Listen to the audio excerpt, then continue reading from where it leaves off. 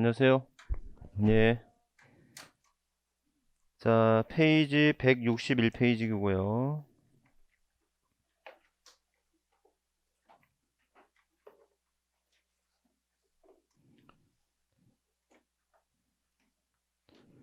우리 부교재는 34페이지입니다.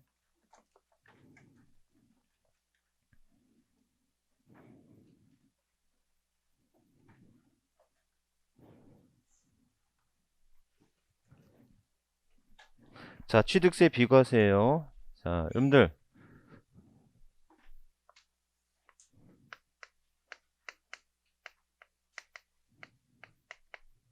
자, 과세 요건이 있어요. 과세 요건의 종류가 뭐가 있어요? 과세 대상, 납세 의무자, 과세 표준, 세율, 그 다음에 부가와 징수가 있고, 자, 이런 요건을 충족했음에도 불구하고 뭐가 있다? 비과세가 되는 게 있을 수 있다라는 겁니다. 이렇게. 그래서 자, 비과세예요. 여러분들 취득세가 이제 감면이 되는 게 있고 비과세가 되는 게 있거든요. 100% 감면을 면제라고 말을 합니다.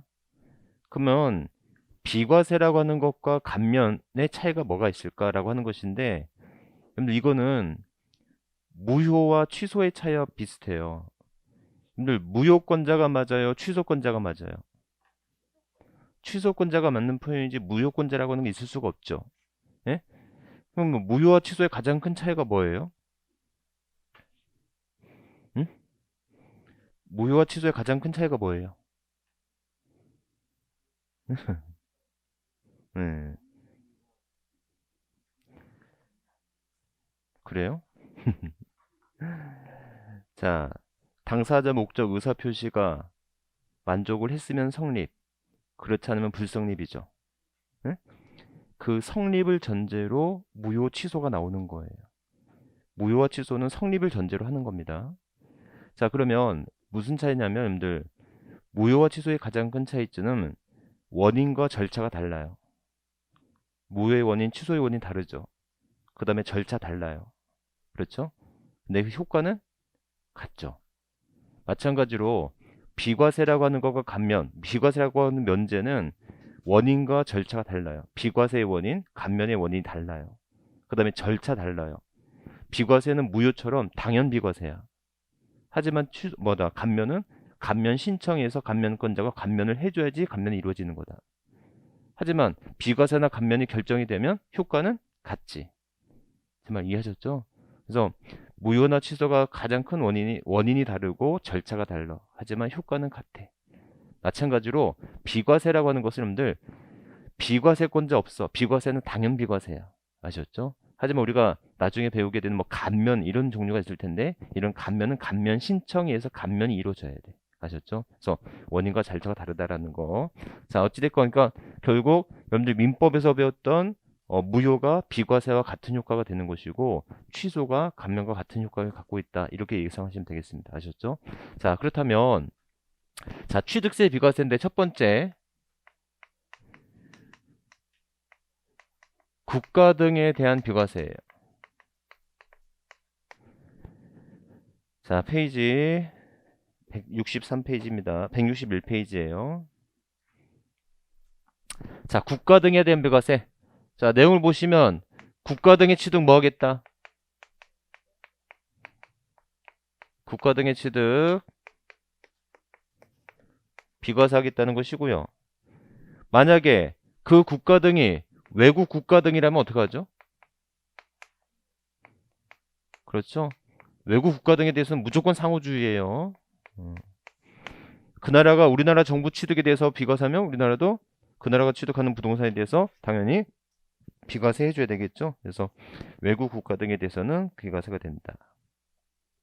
자, 이에 비해서 가로 2번에 보시면 국가 등의 귀속 또는 기부 체납 조건이에요.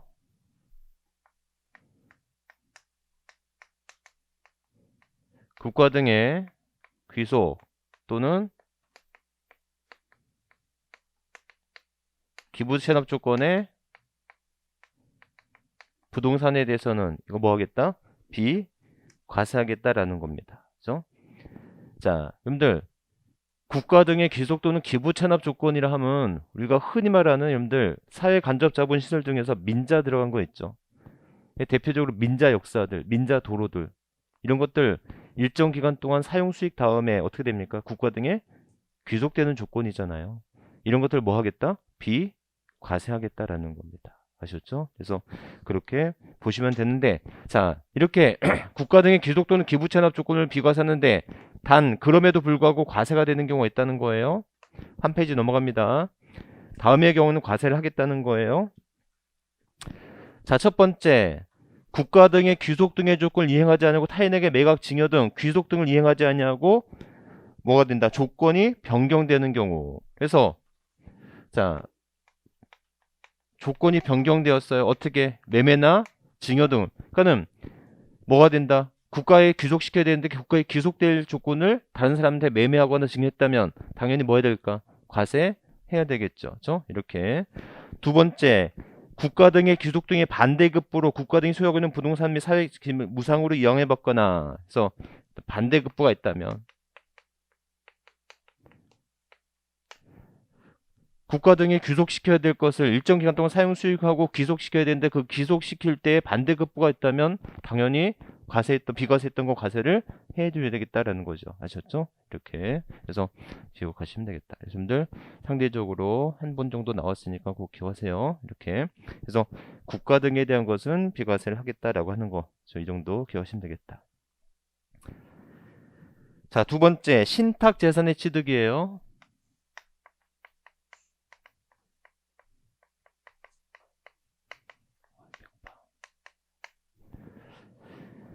자, 여러분들 신탁을 설정한 자를 누구라 하죠? 신탁을 설정한 자를 위탁자라고 말을 하죠. 이 위탁자가 수탁자한테 관리 처분을 하기 위해서 맡깁니다. 이거 역시 뭐 하겠다? 비과세하겠다. 그죠? 이렇게. 자, 신탁 기간의 종료로 인해서 다시 위탁자한테 돌아와요. 역시 이거 뭐 하겠다? 비과세하겠다라는 거죠. 자, 수탁자의 경질로 새로운 신수탁자한테 이전하는 거. 신수탁자한테 이전하는 거 역시 이거 뭐 하겠다? 비과세하겠다라는 거예요. 이렇게요. 아셨죠? 네. 자, 그래서 다만 신탁 재산의 취득 중 주택조합 등과 조합원 간의 부동산 취득 및 주택조합원의 비조합원용 부동산 취득은 뭐한다? 제외한다. 그래서 여러분들 그럼에도 불구하고 과세가 되는 게 있다는 거예요. 그래서 누구와 누구 간에? 조합과 조합원 간의 신탁에 있어서는 신탁 관계를 할지라도 취득세를 뭐 해야 된다? 과세를 해야 된다. 여러분들 자 기억나세요? 조합원이요 토지 등을 출자를 하죠. 조합에게. 그러면 이 토지를 신탁함에 있어서 이 토지에 대해서 조합원 취득세 납세무가 있어요? 없어요? 응? 조합이 조합원으로부터 취득하는 신탁을 받는 이 토지의 취득에 대해서 취득세 납세무가 있다 없다? 있다 없다? 에이 있다 없다? 그렇지 그때그때 다르다니까. 그때그때 다르다니까. 왜요? 이게 조합원용에 해당되는 토지라면 당연히 납세무가 없지만 이 토지가 비조합원용에 쌓일 토지라고 한다면 납세무가 있어야 되겠지. 아셨죠? 그럴 때 취득 시기가 언제였지? 그러니까 다시 한번 이게 조합원용이라면 납세무가 없어요. 근데 이 토지가 비조합원용에 해당되면 이때는 취득세 납세무가 있다 없다? 있다. 예? 그렇다면 이때 취득세 납세무가 있다면 이때 취득 시기는 언제냐고요. 그렇지. 이 조합이 주택법에 의한 주택조합이라면 사용 검사일에 취득한 것을 볼 것이고 이게 정비법에 의한 재건축 조합이라면 소유권 이전 고시일에 다음 날에 취득한 것을 보겠다 이렇게 한 거 아닙니까? 저만 기억하는 거 같네. 자, 아셨죠? 이렇게 기억하시면 되겠다. 아셨죠? 그래서 그 정도 기억하시면 되겠고, 자, 두 번째 또 하나 있어요. 여러분들 거기 신탁 재산의 취득에 대해서 그 제목 옆에다가 페이지 한 페이지 표시 좀 해주실래요? 자, 제목 옆에다가 페이지 표시 좀 해주세요. 그 페이지 표시가 어디냐면 페이지 120페이지 13번입니다.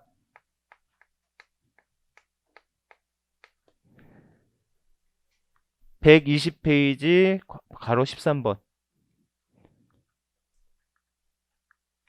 찾으셨어요? 자, 거기 뭐라고 돼 있어요?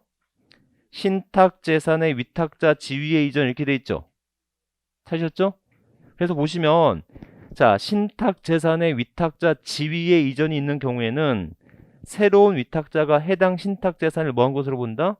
취득한 것으로 본다. 이렇게 돼 있잖아요. 아셨죠? 그래서 여러분들 뭐가 된다? 이거 뭐예요? 신탁 재산 지위에 이전이 있는 경우에는 이때 누가 진다?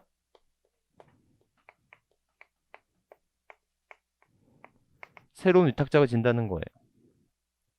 자, 이게 무슨 말인가 하면 여러분들 이 위탁자가 아버지예요.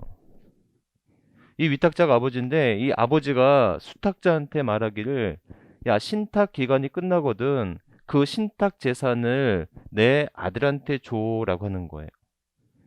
그럼 위탁자 지위에 이전 있지 않습니까? 그러면 이 아들은 취득세를 내야 돼요, 안 내야 돼요? 내야 된다는 거죠. 정말 이해하셨죠? 아, 너무나 당연한 거 아니야? 그렇죠? 그래서 신탁재산, 위탁재산의 신탁재산의 지위에 이전이 있게 되면 뭐가 된다? 실질적으로 이거는 취득으로 봐야 되겠지. 아셨죠? 여러분들, 자, 이것도 기억해 보세요. 이거 똑같은 얘기인데, 여러분들 우리 보험에 가입하면 누가 있어야 돼요? 어? 우리 종신보험 하나 생명보험 하나 들러가야 돼요. 계약자가 있어야 되겠죠. 계약자가 누구예요? 남편이죠. 그죠? 나 죽거든 그래도 1, 2년 먹고 살아야 될 거 아닙니까? 그죠? 그 다음에 누가 있어야 돼요? 누구 보험 드는 거예요? 피보험자가 누구예요? 남편이죠. 자기 보험 자기가 드는 거잖아요. 그리고 중요한 게 뭐예요? 수익자거든요. 누가 보험금을 타갖고 가야 될 거 아닙니까? 그 수익자가 누구예요? 배우자 아니면은 아들들 아닐 거, 자녀일 거 아닙니까? 법정 상속인이라고 할 거 아니에요. 여러분들은 대부분 이거 다 법정 상속인이 그러고 할걸? 이렇게 보험증서 가서 보세요. 아마 다 이렇게 돼 있을 거야. 근데 여러분들 이게 뭐가 문제냐면 여러분들 납입하는 금액을 보험료라고 하고 수령하는 금액을 보험금이라고 합니다. 아셨죠? 그래서 살면서 보험료, 보험금 이렇게 처리를 하죠. 여러분들 뭐 이거 용산 참사 얘기가 나왔는데 여러분들 사용자가 누구고 사용인은 누구죠? 사용인은 누구고 사용자는 누구죠? 우리가 흔히 말하는 근로자는 사용자예요, 사용인이에요? 사용인입니다. 아셨죠? 그래서 우리가 흔히 말하는 임원진들 뭐라고 한다? 사용자. 놈자자 씁니까? 아셨죠? 이렇게. 그래서 기본적으로 이렇게 되는데. 그러니까는 차이가 있다는. 그러니까 보험료는 남편이 되고 그 보험금을 법정 상속인이 받아가면 돈 내는 사람과 수령하는 사람이 일치하지 않죠. 만약에 이것으로 사망으로 인해서 보험금을 받게 되면 이건 뭐가 된다? 상속이 되는 거고요. 제 말 이해하셨어요? 이게 장애 등으로 인해서 받는 보험금이라면 이건 증여가 되는 거라고요. 그러니까는 여러분들은 상속하고 아무 관계가 없어서 아무 느낌이 없겠지만 이게 상속세를 내야 되는 입장에서 보험료를 내는 사람과 보험금이 받는 사람이 다르다면 이거 뭐 내야 된다? 상속세를 내야 되는 거라고요. 상속세 내면 최소 20, 30%는 낼 텐데 보험금 2억 받아도 20%, 30%가 상속세로 나간다면 너무나 아까운 거 아니에요. 이해하셨죠? 그래서 여러분들 가서 보험 계약서를 한번 보시고 확인을 해보시는데 어떻게 되냐면 항상 계약자하고 누가 일치해야 돼요? 수익자가 이게 일치해야지 상속세 문제가 안 생기는 거예요. 아셨죠? 그래서 자녀들 나중에 앞으로 보험 같은 거 들 때에도 이렇게 계약자하고 수익자가 일치되는 보험을 가입을 해야 된다라는 겁니다. 그렇게 해야 돼요. 아셨죠? 그래서 우리가 지금까지 보험에 들 때는 내 보험 드는데 꼭 수익자를 법정 상속인 그러고 들거든. 그렇게 하지 말고 계약자부터 한번 이렇게 하시는 게 좋겠다. 어? 마찬가지로 해요. 얘가 계약자라고 한다면 이 사람이 수익자가 되는 것은 당연히 비과세가 되겠지. 무슨 말인지 아셨죠? 위탁자 아닌 수익자가 있다면 이건 당연히 과세를 해야 되는 거다. 그런 차원이라는 거예요. 아셨죠? 그래서 그 정도 기억하시면 되겠다. 자, 이렇게 보시면 되겠고. 자, 그 다음에 162페이지 환매.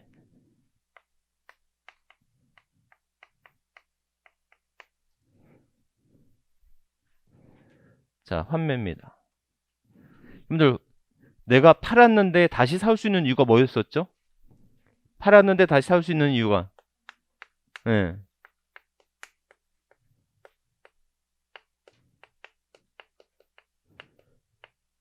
환매 등기를 병행하는 부동산의 매매 방식이 있을 수 있고요. 자, 두 번째는요. 우리 페이지 162페이지에 동그라미 1번에 보시면 징발재산 정리에 관한 특별조치법, 국가보유에 관한 특별조치법이라고 돼 있죠. 맞죠? 여러분들 이것을 한마디로 하면 법률의 규정이에요.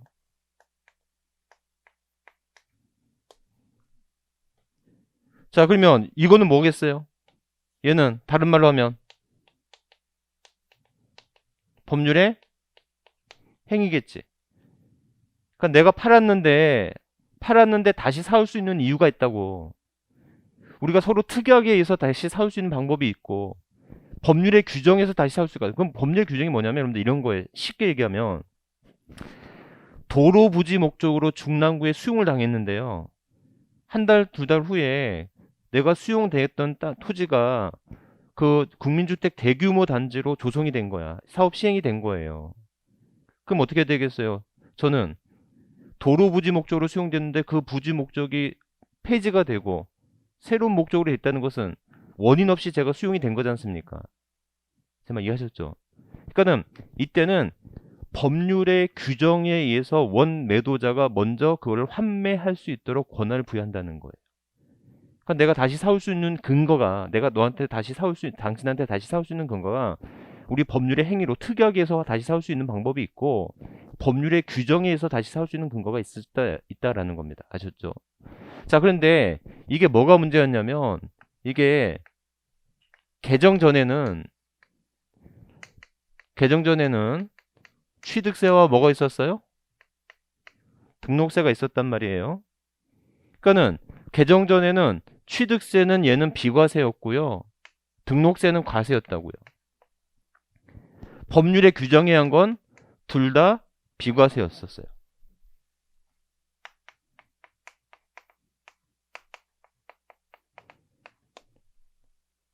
기억나세요? 그래서 결과적으로 개정 후에는 어떻게 바뀌었어요? 개정 후에는 취득세와 등록세가 합쳐져서 이거 뭘로 합쳐졌다? 취득세로 합쳐지면서 원래 비과세였던 게 과세로 합쳐지니까 이거 뭐가 된다? 과세가 되죠. 과세가 되는데 얼마만큼? 표준세율에서 몇 프로 뺀 거? 2% 뺀 걸로 과세가 되고 있잖아요. 그렇죠? 근데 법률에 규정한 건 여전히 뭐가 된다? 비과세가 되고 있다. 이렇게 얘기하시면 됩니다. 기억나세요? 그래서 여러분들 2% 뺀 걸로 과세하는 게 있었어. 취득세 표준세율 있었죠. 자, 외워봐요. 취득세 표준세율. 유상취득 4%, 농지일 때는 3%, 상속 2.8, 농지는 2.3, 증여는 3.5, 비영리 2.8, 원시취득 2.8. 이런 표준세율에서 2% 빼고 한 것이 첫 번째 환매 등기를 병행하는 부동산의 매매였죠. 두 번째, 그럼 제가 할게요. 두 번째가 뭐였냐면 상속 중 1가구 1주택과 자격농지. 세 번째, 법인의 합병 및 공유물의 분할. 네 번째, 건축물의 이전. 다섯 번째, 이혼 시 재산권의 분할. 그러니까는 얘는 형식적 취득이었어. 그러니까 취득세를 안 내도 되는 물건이었지. 하지만 뭐는 냈어야 돼? 등록세는 냈어야 되는 물건들. 환매 등기는 여러분들 이거는 하나의 어떤 뭐다? 기본적으로 형식적 취득이잖아. 담보제도일 뿐이라고. 아셨죠? 그래서 이렇게 된다. 그러니까 여러분들 환매가 나오거든 법률의 행위로 인한 환매인지 법률의 규정엔 환매인지 요거 정도만 기억하시면 되겠다. 아셨죠? 자, 네 번째 거기 보시면 임시 건축물이 있어요. 여러분들 이것도 이미 했었어.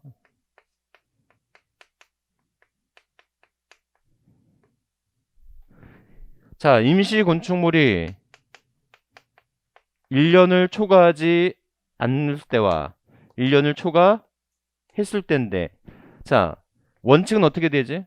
1년을 초과하지 않으면 원칙은 비과세죠. 하지만 1년을 초과하지 않더라도 예외적으로 과세가 되는 게 있어요. 왜 그럴까? 1년을 초과하지 않음에도 불구하고 과세되는 이유는 오케이. 사치성 재산에 해당될 때 그렇다는 거죠. 그러면 1년을 초과했을 때는 어떻게 된다? 이때는 당연히 과세가 되는데, 그럼 이때는 세율이 몇 프로지? 예? 이때는 임시형 건축물 1년 초과했어. 그럼 몇 프로 낼까? 왜 2% 내지? 등기되지 않으니까. 그런데 얘는 반대로 얘는 취득세를 안 내도 되지만 등기해야 되니까 얘는 등록세를 내는 효과가 있는 것이고, 얘는 등기하지 않아도 되니까 뭐만 내면 된다. 2% 해당되는 취득세만 내면 되는 거다. 이렇게. 그런데 2%만 내야 되는 물건들이 뭐가 있었지? 그렇다면 2%, 즉 취득세 중과 기준 세율로만 때리는 거. 2%만 내야 되는 물건들이 뭐가 있었지? 역시 내가 할까요? 간주 취득, 간주 취득, 그다음에 시설, 대여 물건의 취득. 아셨죠? 그다음에 임시용 건축물, 그다음에 묘지. 묘지가 등록세가 비과세여서 묘지는 2%만 내는 물건이었다. 아셨죠? 이렇게 기억하시면 되겠다. 자, 이렇게 기억하시면 되겠고, 여러분들 괄호 4번 여기서 우리 한번 다 정리해 볼까?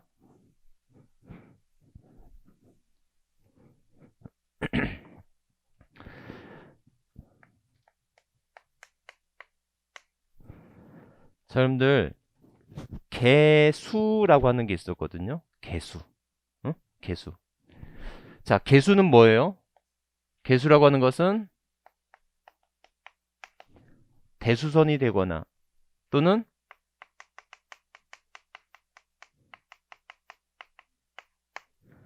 시설물 설치를 우리는 뭐라고 한다? 개수라고 말을 합니다. 아셨죠? 그래서 여러분들 여기서 이제 중요한 게 뭐냐면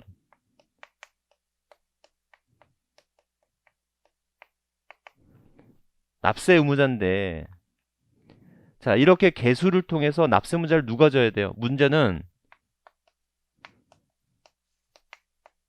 주체구조부 취득자 아닌 자가 가설했대요. 그럼 누가 져야 된다? 주체구조부 취득자가 된다. 주체구조부 취득자란 누구예요? 건물 주를 말하는 것이고, 이때 주체구조부 취득자와 가설한 자 간에는 연대납세 의무 있다 없다? 연대납세 의무 없다. 그래서 여러분들 여기에 관련된 내용이 뭐가 있었냐면, 주택을 임차하여 별장으로 사용 시에는 중과세 한다 안 한다? 중과세 한다. 누구한테? 그렇지. 건물 주에게. 그가 누구니까? 주체구조부 취득자니까. 에? 또 기억나세요?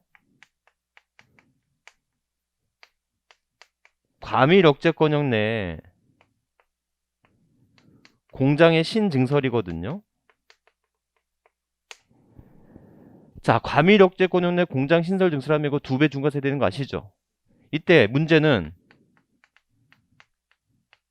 과세 대상 소유자와 공장을 증설한 자가 달라요. 그럴 수 있죠. 임차인이 내 토지에 공장을 신설할 수 있지 않습니까? 이해하셨어요? 그럼 누구한테 중과세 한다? 신설 증설한 자가 아니라 과세 대상의 소유자한테 중과세 한다. 이거가 결국은 누구를 말한다? 주체 구조부 취득자를 말하는 거다. 이렇게 했었다고요. 아셨죠? 그래서 여러분들 개수라는 단어가 나오거든. 첫 번째 납세 의무자 기억하시고요. 응? 자, 두 번째 또 어디서 개수라는 단어 배웠는지 아세요? 두 번째 세율에서 배웠어. 세율에서.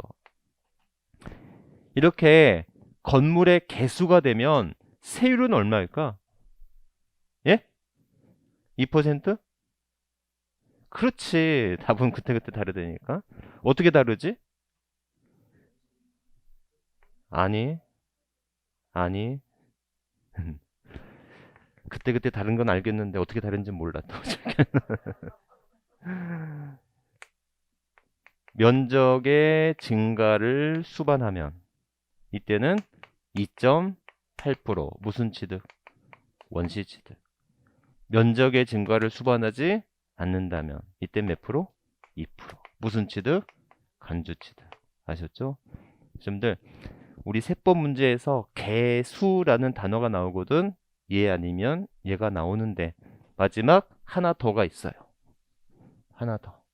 그게 비과세예요. 비과세. 그래서 거기 보니까 뭐라고 돼 있어요? 9억 이하 공동 주택의 개수는 뭐 하겠다? 비과세를 하겠다는 거예요. 자, 페이지 한번 볼까요? 거기 괄호 4번에 비과세로 개수로 인한 취득 이렇게 돼 있잖아요. 자, 읽어보면 공동주택의 개수라고 돼 있어 시가표준의 9억 이하인 주택과 관련한 개수로 인한 취득에 대한 취득세를 부과하지 아니한다 이렇게 돼 있죠. 그런데 첫 번째 줄 괄호 안에 보니까 뭐는 제외, 대수선은 제외라고 돼 있지 않습니까? 이해하셨죠? 자, 그럼 다시 한번 와요. 자, 요약하면 9억 이하 공동주택의 개수라고 돼 있잖아요. 근데 이 개수는 무엇과 뭐로 돼 있어? 대수선 또는 시설물을 설치하는 걸로 돼 있는 거잖아요. 맞죠? 근데 대수선은 제외라고 돼 있으니까 대수선은 뭐 하는 거다? 과세하는 거지. 시설물 설치로 하는 것은 뭐 한다? 비과세한다는 거.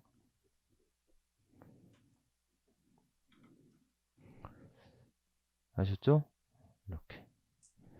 그래서 그것 정도 비과세하면 되겠습니다.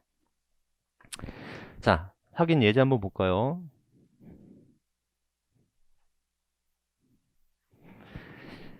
자, 지방세법상 취득세가 부과되지 않는 것은 주택법에 따른 공동주택의 개수로 인한 취득 중 개수로 인한 취득 당시 주택의 시가표준액이 9억 이하인 경우 맞죠? 근데 포인트가 뭐냐면 괄호 안에 거 뭐는 제외, 대수선은 제외. 맞는 말이죠? 자, 두 번째 형제 간의 부동산 상호 교환했어요. 예? 4%죠? 왜요? 교환은 유상취득이잖아요. 직계 존속으로부터 거주한 주택을 증여받았어. 3.5%. 파산 선고로 인하여 처분된 부동산 취득했어요. 그렇지. 이거 4%죠? 유상취득이에요. 주택법에 따른 주택조합이 해당 조합원용으로 조합주택용 부동산 취득하는 경우 2.8% 줘야 되는 거 아시겠죠? 여러분들 다시 한번 주택조합이 취득하는 조합원용 부동산은 누가 취득한 것으로 본다? 조합원이 취득한 것으로 보는 거니까는 조합이 토지 등을 이용해서 이제 아파트를 신축했겠지. 맞죠? 근데 그 아파트가 조합원용 거라면 조합원이 취득한 것으로 보고 조합원용 이외의 것은 조합이 취득한 것으로 보는데 조합원용 아파트는 조합원이 취득한 것으로 본다는 것은 조합이 신축한 것을 조합원이 신축한 것으로 보니까 몇 프로가 된다? 2.8%가 된다라는 것이죠. 아셨죠? 그래서 그 정도 기억하시면 되겠고. 자, 페이지 164페이지 납세 절차 들어갑니다. 복습은 바로 다음 시간부터 다시 할 거고요.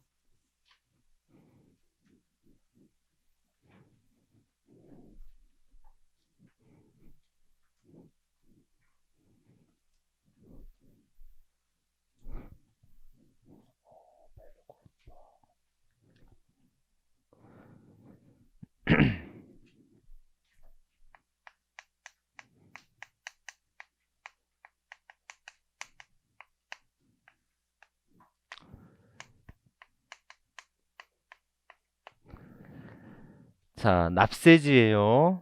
취득세 납세지. 자, 보시면요, 여러분들 이런 거예요. 다시 한번 기억해 볼까요? 여러분들 정말로 지금 31회 시험 동안 우리 시험 문제에 무조건 나왔던 단어가 있는데 납세지란 단어가 나옵니다.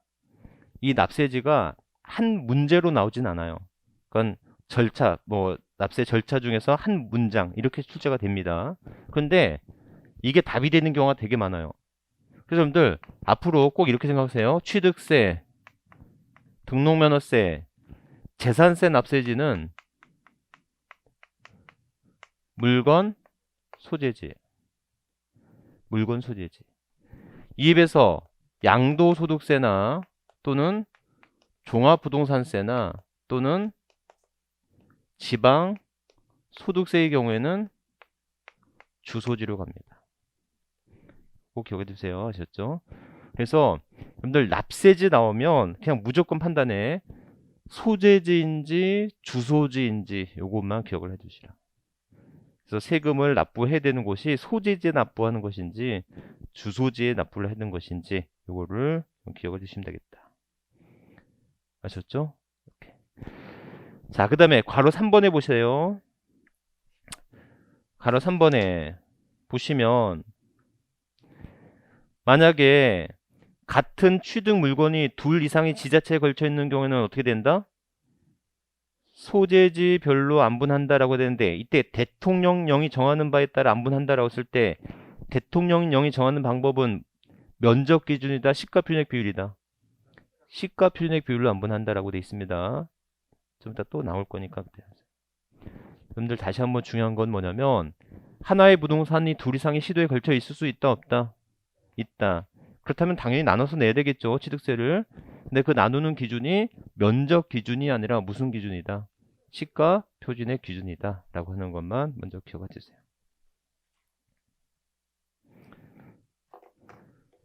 자, 매각 통보. 우리 책 보시면 매각 통보 며칠로 돼 있습니까? 여러분들 취득세는 99%가 60일 규정이에요. 무슨 말인지 아셨죠? 그러니까 취득세는 대부분 다 60일 규정인데 이 국가 등이 매각했을 때 그 매각 통보는 며칠 규정이다? 30일 규정이다. 그것만 좀 기억해 주시면 됩니다. 이것 말고는 취득세에서 30일 규정 없어요. 그래서 자, 국가 등이 매각했을 때, 투자기관이 매각했을 때, 그 외 기관 및 단체가 매각했을 때는 지자체에게 30일 이내에 매각 통보를 한 것으로 해야 된다라는 거 기억하시면 되겠고. 자, 징수 방법. 자, 취득세는 원칙적으로 무슨 납부예요?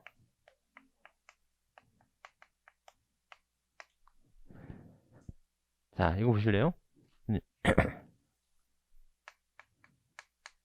여러분들 개정 전에는요, 취득세는 취득일로부터 30일 이내였고요. 등록세는 등기 등록 전까지였어요. 그래서 이게 개정 후에는 취득세와 등록세가 합쳐져서 뭐가 된 거예요? 이게 취득세가 된 거 아니겠어요? 맞죠?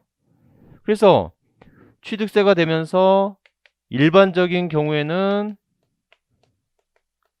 취득일로부터 며칠 이내다?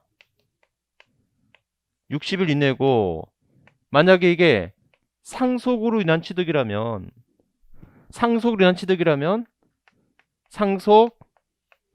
개시일이 속하는 달의 말일부터 얼마예요? 6월 또는 9개월 거주하고 있으면 9개월 내에 신고 납부를 해야 된다는 거예요. 응? 그러면들 개정 전보다 개정 후가 여유로워졌습니까? 아니면 따뜻해졌습니까? 더 여유로워졌죠. 예전에는 반 먼저 내고 반은 나중에 30일 내내 있으면 돼요. 아셨죠? 근데 취득세와 등록세가 취득세로 합쳐지면서 이게 한꺼번에 60일로 늘어나고 상속이라면 6개월이나 9개월까지 더 연장이 된 것 느껴지지 않습니까? 여기까지 이해하셨죠?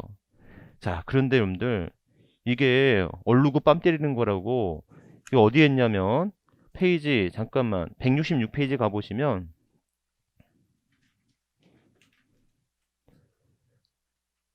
여러분들 부교재는 그냥 뭐 찾을 필요 없어요. 그냥 계속 전 부교재 순서대로 하고 있는 거니까 부교재는 굳이 뭐 내 페이지를 피운다고 이렇게 할 필요 없습니다.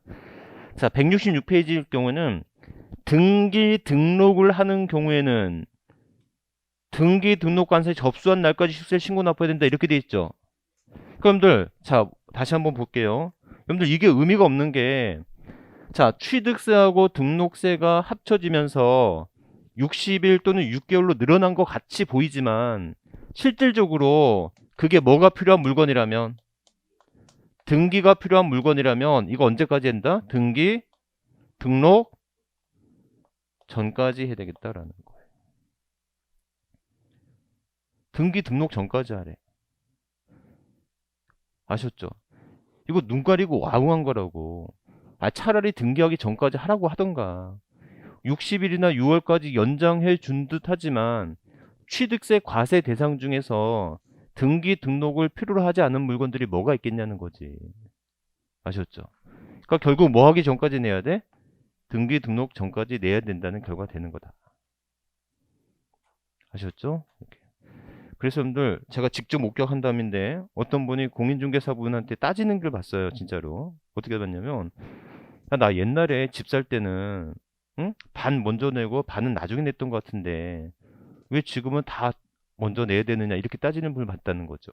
아셨죠? 그러니까 그렇더라는 것이지 이게. 근데 여러분들 이거 생각해보면 제가 항상 하는 얘기지만 납세자의 재산권, 국민의 재산권을 상당히 침해하는 규정이에요. 아니 세금 안 낸다고 등기 전 안 해주는 거 이거 어떻게 된 거야? 그렇지 않습니까?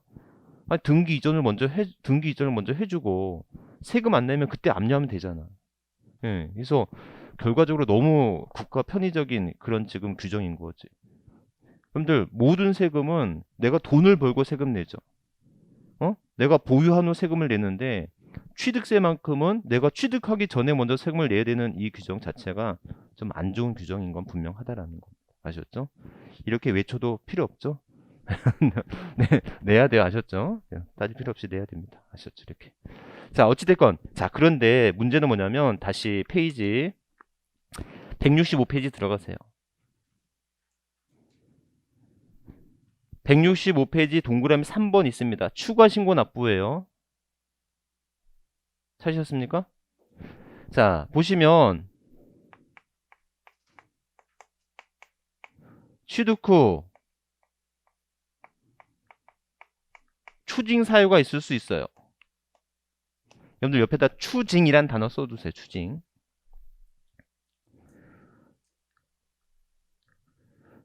왜 추징 사유가 될까? 자, 처음에는 무슨 과세였어요? 일반 과세였는데 이게 뭐가 되었어요?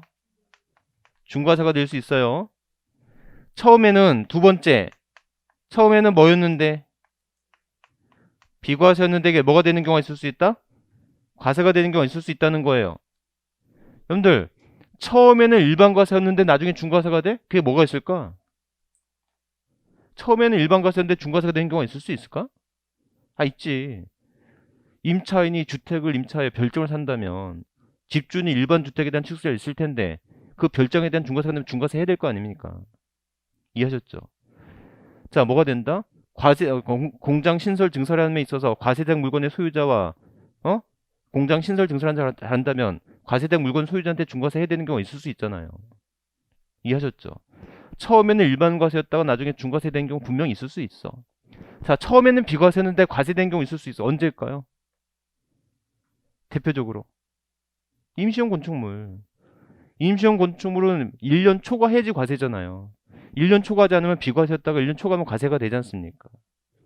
제 말 이해하셨죠? 국가 등의 귀속 또는 기부 체납 조건에 취득하는 부동산에 있어서 나중에 조건이 변경되거나 또는 반대급부가 있으면 그때는 다시 과세를 변환해야 될 거 아니에요. 제 말 이해하셨죠? 그래서 추징 사유라 함은 처음에는 일반 과세였다가 중과세가 되거나 비과세였다가 과세가 되는 경우가 있을 수 있다는 거예요. 자, 그랬을 때 거기 읽어볼게요. 165페이지 읽어봅니다.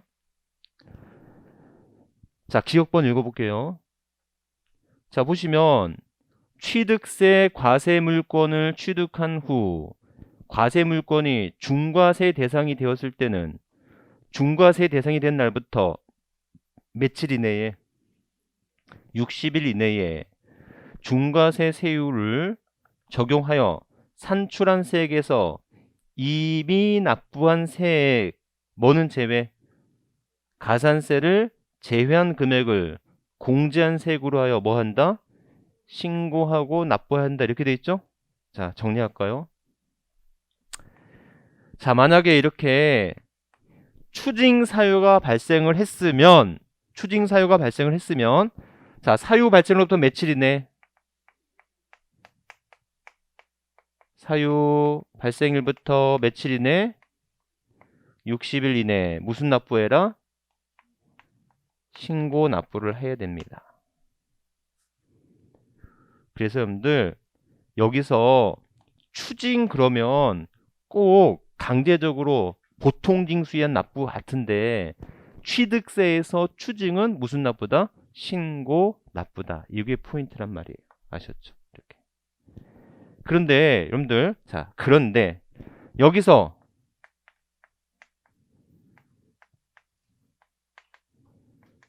중과세 적용 산출세액에서 뭐 빼야 된다?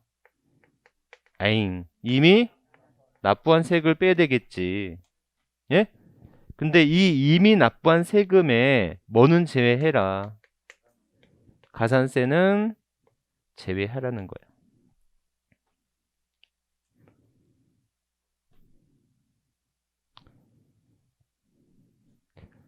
예? 자, 여러분들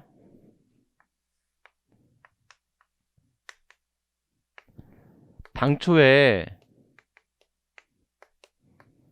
취득세가 100원이고요.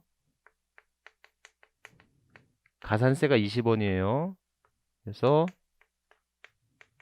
취득세 합계액이 120원이었어요. 그리고 그 이후에 중과세 적용 산출세액이 500원이라면 이때는 추가 납부세액은 얼마가 돼야 되지? 즉 500원에서 뭐를 빼야 돼요? 이미 납부한 세금을 빼야 되겠죠. 그럼 이미 납부한 세금을 100원을 빼야 돼요? 120원을 빼야 돼요? 100원을 빼면 얼마 납부해야 되고 120원을 빼면 380원을 납부해야 되는 거잖아요. 맞죠? 자, 그러면 여러분들 이 사람은 총 얼마를 납부하게 되는 거지? 520원을 납부하게 되는 거고 만일 380원만 추가로 납부한다면 이때는 500원만 납부하면 되는 결과죠. 아셨어요? 이때 만약에 이미 납부한 세금에 가산세를 포함해서 빼게 된다면 이 사람은 당초 잘못해서 가산세를 얻어맞았잖아요. 그 가산세가 나중에 치유가 돼버려. 맞죠? 그러니까는 가산세 효과가 남아 있으려면 이미 납부한 세금에 뭐는 빼라? 가산세를 뺀 금액으로 해야지 당초 벌이 그대로 효과가 남아 있는 거지. 이해하셨죠? 그래서 이미 납부한 세금에 뭐는 제외해라? 가산세는 제외해라. 이미 납부한 세금에 가산세는 제외해라.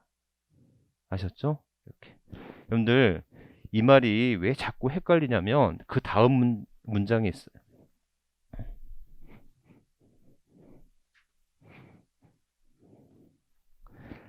자, 그래서 그렇게 정도 기억하시면 되겠어요.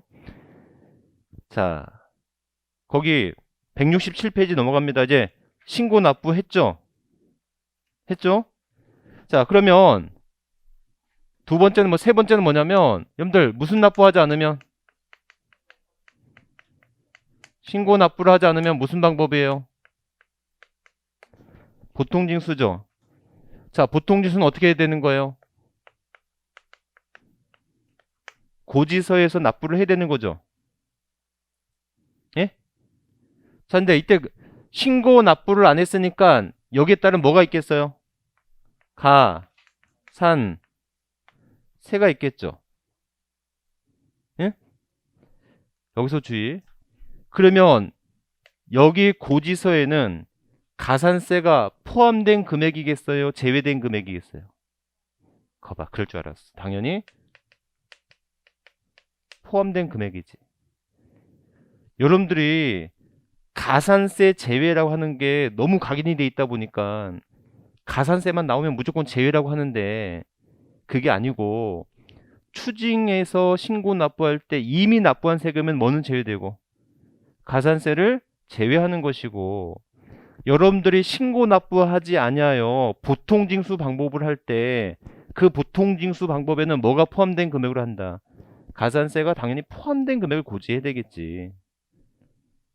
이 표현 아셨죠?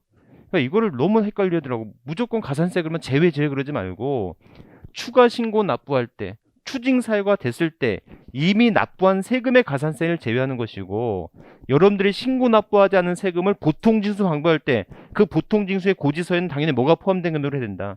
가산세가 포함된 금액을 고지해야 되겠지.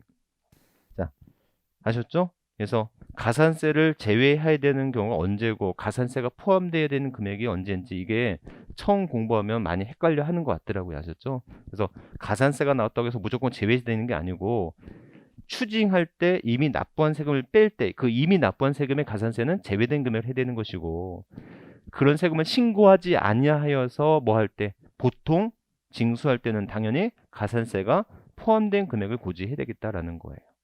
아셨죠? 이렇게. 자, 그러면 여러분들 이 가산세는요 이미 우리 했었어. 물론 기억이 안 나겠지만 자, 원칙적으로는요 무슨 가산세가 있어요? 신고 불성실 가산세가 있어요. 그 다음에 뭐가 있어요? 납부 불성실 가산세가 있다는 거예요. 자, 여기서 정리 한번 할게요. 자, 그래서 여러분들 신고 불성실 가산세인데 자, 신고 불성실 가산세 어떻게 돼요? 무신고는 몇 프로? 무신고는 20%, 과소신고는 10%. 다만 사기 등일 때는 40%가 되는 거예요. 아셨죠? 이렇게. 자, 뭐 그 정도 보시면 되겠고 거기 납부지연 가산세라고 돼 있죠. 일수 곱하기 얼마예요? 10만 분의 25 이렇게 돼 있죠. 자, 여러분들 여기 다시 한번 정리 한번 해볼게.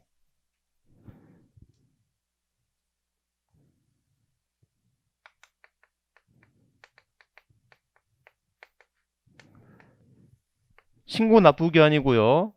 신고 납부기한에 신고를 안 해서 고지서가 발부가 됐어요. 고지서에 뭐가 적혀져 있어요? 납부기한이 지나져 있겠죠. 납부기한이 지나서 뭐가 되었어요? 납부가 되었어요. 아셨죠? 자, 그러면 여러분들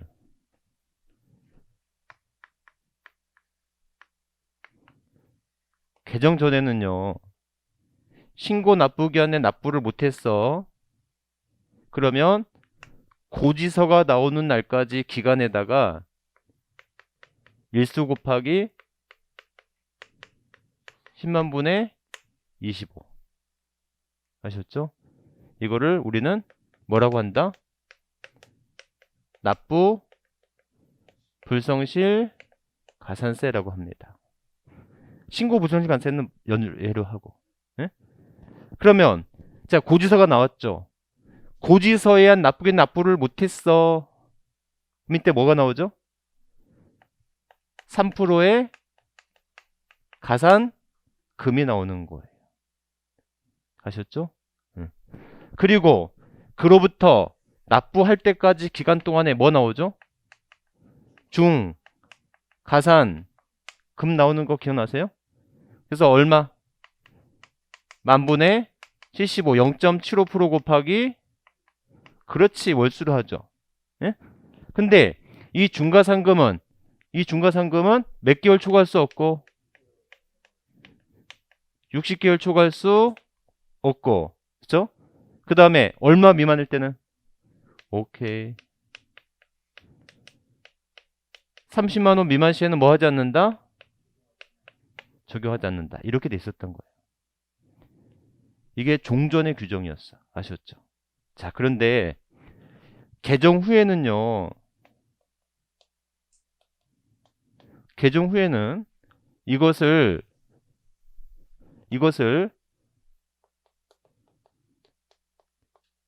납부지연 가산세로 통합을 합니다. 가산세와 가산금의 규정을 납부지연 가산세로 통합을 하는 거야. 그럼 어떻게 해야 돼요? 여기서부터 여기서까지, 자, 이걸 일별 가산세라고 할게요. 이걸 일별 가산세라고 해서 역시 똑같아. 이거는 일수 곱하기 얼마예요? 10만 분의 25 이렇게 똑같죠. 그 다음에 고지서에 납부를 안 했어. 우리 이것을 3% 가산세라고 할게요. 아셨죠? 그리고 자, 이때부터 또 이때까지의 기간을 역시 뭐라고 한다? 일별 가산세라고 부르는 거예요. 예? 일별 가산세 어떻게 돼요? 역시 10만 분의 25 곱하기 이제는 뭘로 한다? 일수. 이해하셨어요? 그럼들 지금 여기 똑같죠? 여기 똑같죠? 그러면 여기만 조금 차이가 있는 거죠. 예?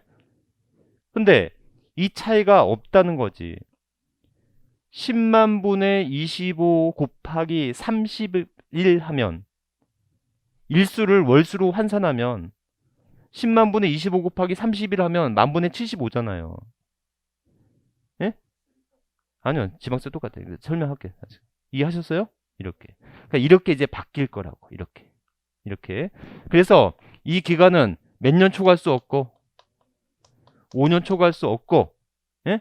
역시 몇만 원 미만이면 고지서에 납부기한 경과 후에 이 금액이 얼마 미만이면 30만 원 미만 시에는 적용하지 않는다. 이제 이렇게 바뀌는 거라고요.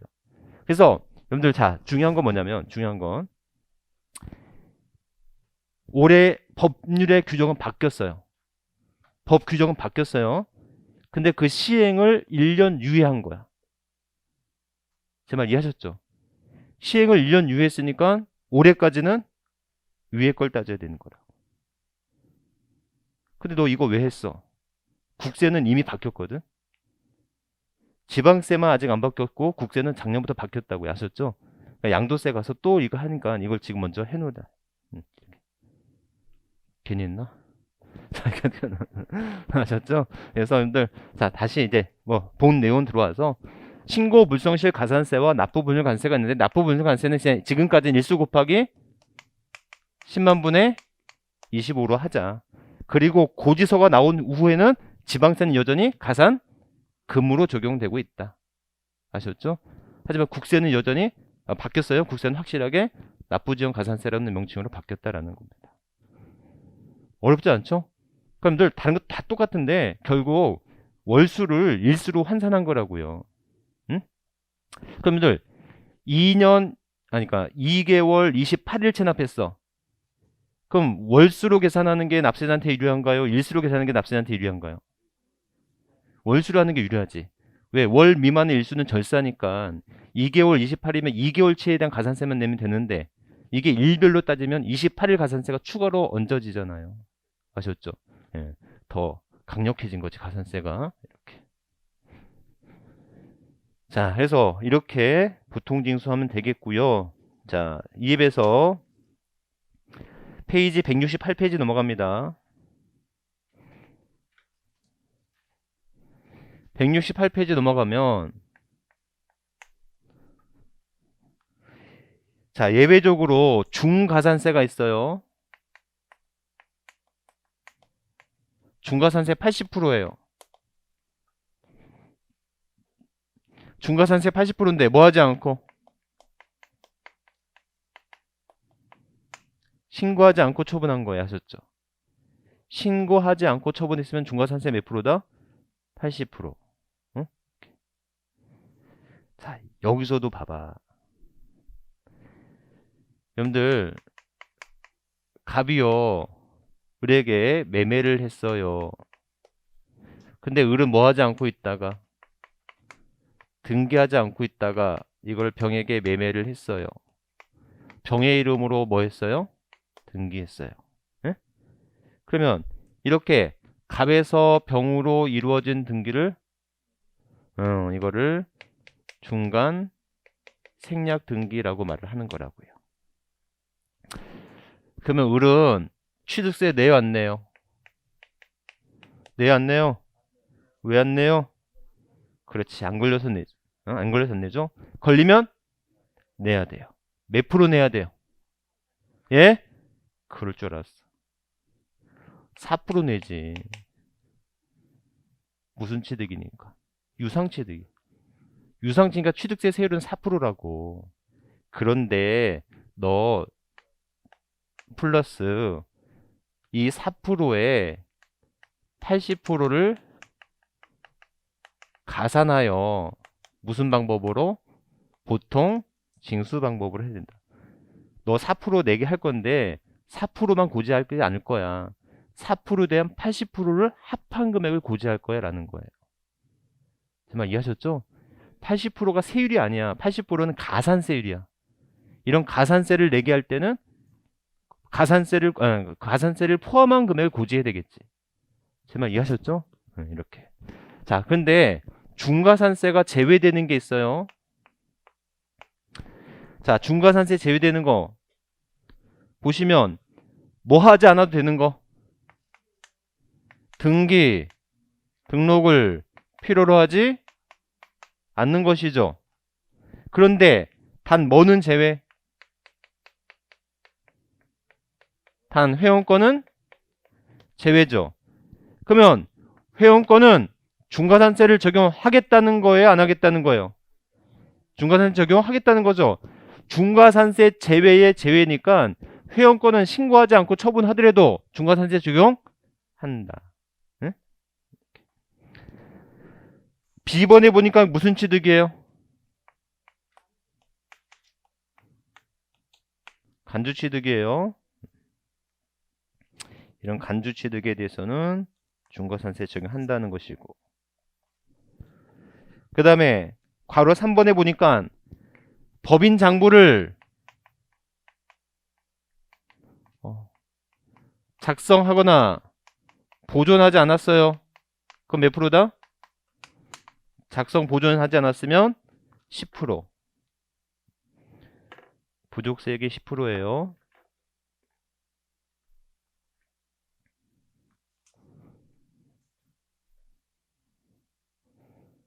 확인 예제 볼까요? 자, 지방세법상 취득세 부과징수에 관한 설명으로 틀린 것은 납세 의무자가 취득세 과세 물건을 사실상 취득한 후에 취득세 신고를 하지 아니하고 매각하는 경우에는 산출세액의 100분의 50을 가산한 금액을 100분의 50이 아니라 100분의 80. 1번이 답이죠? 너무 쉽네. 자, 2번. 재산권을 공부에 등기하려는 경우에는 등기 등록의 신청서를 등기 등록 관서에 접수한 날까지 식세 신고 납부해야 된다. 맞죠? 등기 등록 관서의 장은 취득세가 납부되지 않았거나 납부 부족세액이 발견됐을 때는 10일까지 통보해야 되고요. 자, 취득세 납세무자가 신고 또는 납부 의무를 다하지 아니하 산출세액 부족세액을 규정에 따라 산출한 가산세를 합한 금액 세액으로 보통지방으로 징수한다. 맞죠? 근데 여기서 4번 같은 문제에 가산세 제외 그러면 안 된다고요. 보통징수 방법으로 징수할 때는 가산세를 포함한 금액으로 보통징수해야 되겠지. 자, 5번. 법인 장부 등의 작성과 보존 의무를 이행하지 않을 때는 얼마가 된다? 100분의 10.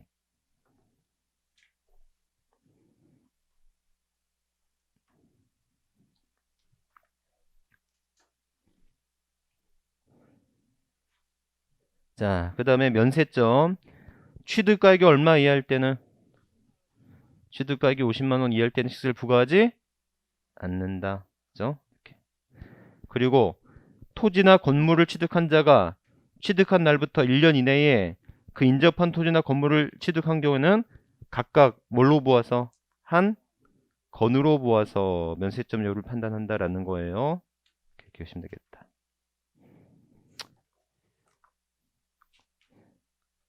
근데 여러분들 이게 참 저는 문제가 나오긴 했지만 실용성 있는 문제인가는 좀 의문이라는 거죠.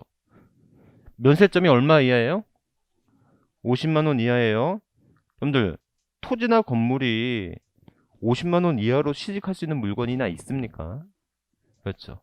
어찌됐건 뭐가 된다? 시기를 달리 1년 이내에 인접한 토지를 취득할 때 이거를 한 건으로 보는 것이지 각각 한 건으로 보는 것은 아니다는 것이고, 여러분들 하나 더 써두실래요? 연부취득이라고 하는 건 또 뭐겠어요? 연부취득은 나눠서 하는 건데 연으로 나누는 거거든요. 그러면 1년마다 지급하는 금액이 50만 원 이하라면 이 연부취득도 면세점 이하를 적용할 때는 총 금액으로 하는 겁니까? 아니면 연부 금액으로 하는 겁니까? 예?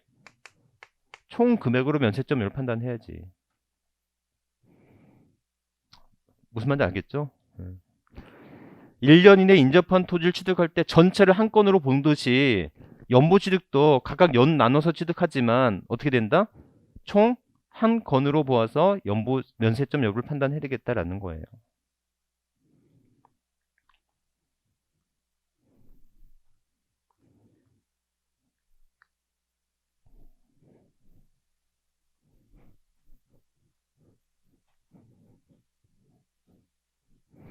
자, 그 다음에 마지막 여러분들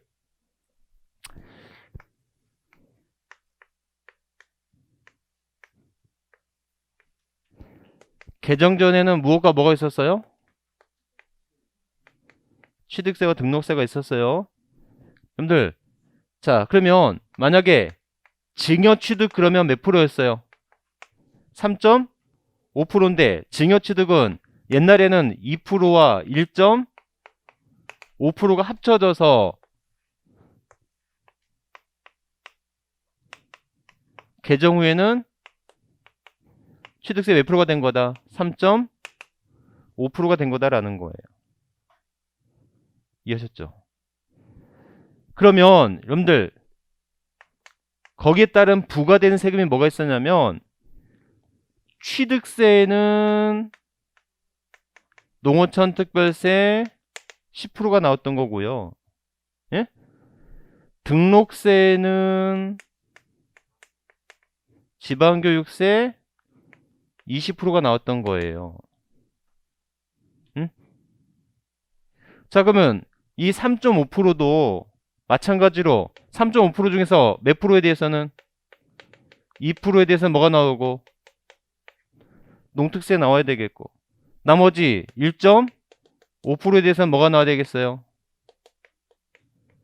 지방교육세가 나와야 되는 거 이해하시겠죠? 만약에 1억의 증여예요. 1억의 증여 취득이라면 취득세는 얼마입니까? 1억 곱하기 3.5% 하면 350이 뭐예요? 취득세겠죠? 근데 취득세만 나오는 게 아니라 따라 나오는 세금이 있겠죠? 그 따라 나오는 세금이 첫 번째 농특세 나와야 될 거예요. 근데 농특세는 1억 중에서 몇 프로만? 옛날에 취득세잖아요. 예? 옛날 취득세 몇 프로만? 10%만. 200에 10%니까 얼마예요? 20만 원 농특세로 내야 되는 거예요. 예? 그 다음에 또 뭐 내야 돼요? 지방 교육세 내야 되겠죠? 지방 교육세 얼마에? 1억에 1.5% 한 게 옛날에 등록세잖아요. 옛날 등록세는 몇 프로만? 20%만. 150에 20%니까 30만 원 이렇게 내야 되겠다. 아셨죠? 이렇게. 그래서 여기까지 하고요. 5분만 더 할게요. 자, 여러분들 우리 문제 어디냐면 178페이지 가볼까요?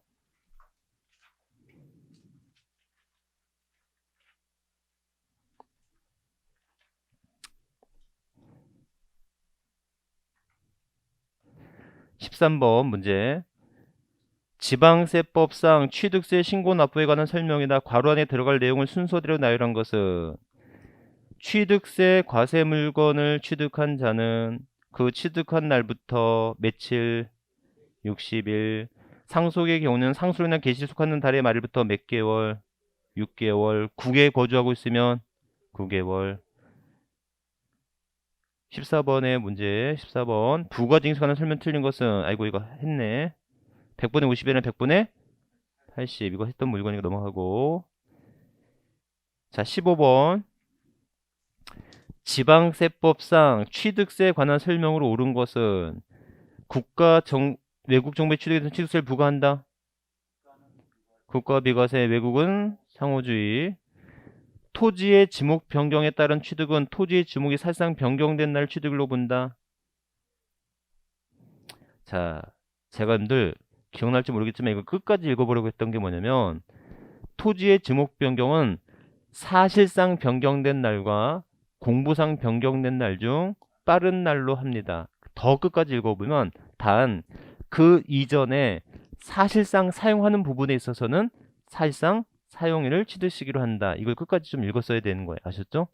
자, 근데 어찌됐건 2번도 좀 완전하진 않지만 애민가리니까 넘어가고 3번 국가가 취득세 과세 물건을 매각하면 매각일부터 60일 이내 장액 신고해야 된다. 30일. 이 규정만 30일 규정이라고 했었죠? 매각 통보는 30일 규정. 법인이 아닌 자가 건물을 건축하여 취득하는 경우 취득가격 중 100분의 80이 아니라 100분의 90. 이거 틀렸고요. 토지를 취득한 자가 취득한 날부터 1년 이내 그 인접한 토지를 취득하는 경우 전후 취득에 관한 토지를 한 건의 토지 취득으로 보면 면세점 여부를 판단한다. 맞죠? 제일 옳은 것은 답은 몇 번? 5번. 이렇게. 자, 좀 쉬었다가 등록면허세 나가면서 다시 한번 취득세 복습할게요. 좀 쉬었다 할게요.